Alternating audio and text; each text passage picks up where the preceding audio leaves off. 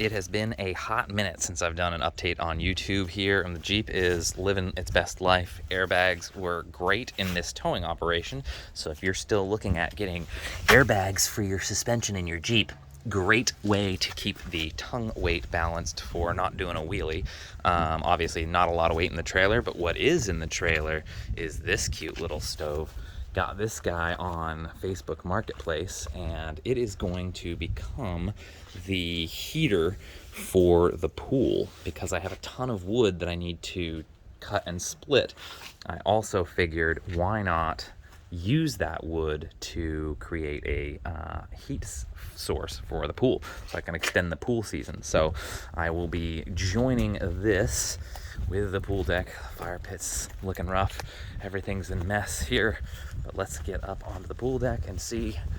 This guy is a pretty large pool, which is going to need a lot of heating, but obviously I don't think I'm going to get it raging hot. But plan is to put it over in this corner here, plumb the original pump over here, and then to a return line over here and into the pool, so that my heat source will be up on the pool deck. So if you want to use a stove to gather around it and keep warm, it'll be up there, but it will also dual purpose and feed the pool some hot water. I did a polar plunge just the other day, and it was pretty chilly.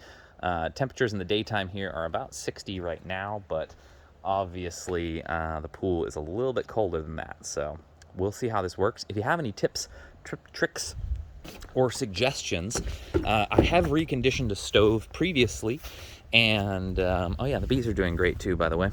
They had their little winter coats on, keeping them warm, but all my colonies are doing great. I am going to sand this down. The last stove I did, I sanded it down. My brother, actually, Matt Burke, has that on Hog Hill Farm. He's got that stove up there, I believe. But this one, I'm going to sand it down, and I was going to oil it, but I might actually paint this one just so it'll last a little bit better outdoors. But if you know of any great paints that were good for stoves, that will be a great suggestion. And also any clever heatsink ideas. My goal is going to be just running copper piping through probably the chimney pipe here on the base side of it or somewhere through there, and putting a heat sink on the inside that's all copper coils.